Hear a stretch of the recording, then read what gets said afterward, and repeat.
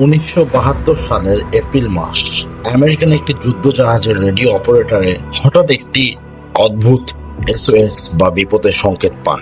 Morse কোডে আসার সেই সংকেতটি আসছিল আটলান্টিক মহাসাগরের ঠিক সেই জায়গা থেকে যেখানে টাইটানিক ডুবেছিল। কিন্তু রহস্যের শুরু এখানেই নয়।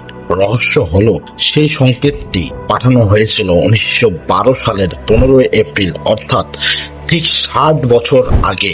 শুধু 1972 সালই নয়, প্রতি 6 বছর পর পর নাকি আটলান্টিকের ওই অঞ্চল থেকে টাইটানিকের নিখোঁজ অপারেটরের নাম দিয়ে এই একই সংকেত ভেসে আসে। তাহলে টাইটানিক কি আজও সমুদ্রের বুকে এক টাইম লুপে আটকে আছে? হ্যালো বন্ধুরা, মিস্ট্রি ভাইবে আপনাদের সবাইকে স্বাগতম। 1912 সালে 14 এপ্রিল রাত 11:40 টাইটানিক যখন আইসবার্গের সাথে ধাক্কা খায়, তার ঠিক কিছুক্ষণ আগে জাহাজের কয়েকজন যাত্রী এবং ডেভনপোর্টের এক নাবিক সমুদ্রে এক অদ্ভুত জিনিস লক্ষ্য করেছিল। তারা দাবি করেন জাহাজের খুব কাছাকাছি পানির নিচে কোনো এক রহস্যময় বিশাল উজ্জ্বল আলো জ্বলছিল, যা জাহাজের সমান্তরালে চলছিল। অনেকে ধারণা করেন এটি কোনো সাধারণ আলো ছিল না, কোনো এক অদৃশ্য শক্তিও বা অদ্ভুত কোনো ঘটনা কি সেদিন টাইটানিকের সাথে ঘটেছিল। টাইটানিক ডুবে যাওয়ার পর উত্তর আটলান্টিক পানির তাপমাত্রা -2°C।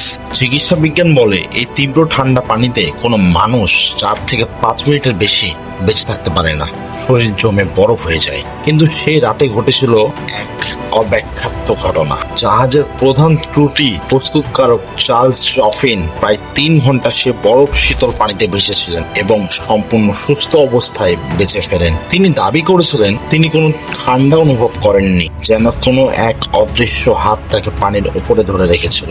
বিজ্ঞান আজও এই অলৌকিক বেঁচে থাকার কোনো সঠিক ব্যাখ্যা দিতে পারেনি।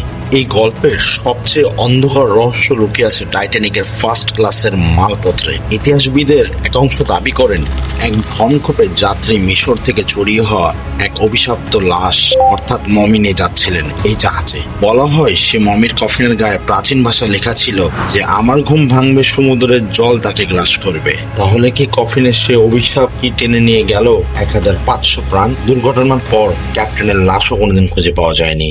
দুর্ঘটনার এত বছর পেরিয়ে গেলেও টাইটানিকের ধ্বংসশেষ থেকে আজও কোনো মানুষের কঙ্কাল হাড় খুঁজে পাওয়া যায়নি। যেন হাজার হাজার মানুষের এক নিমিষে সবকিছুই শেষ হয়ে গেছে। বিজ্ঞান বলে এগুলো শুধু কাকতালীয় ঘটনা, কিন্তু সমুদ্রের গভীরে লুকিয়ে থাকা এই গল্পগুলো আজও এক গা ছমছমে রহস্য ইশারা দেয়। আপনার কি মনে হয়, টাইটানিক কি শুধুই একটা দুর্ঘটনা নাকি এক অভিশপ্ত ষড়যন্ত্র?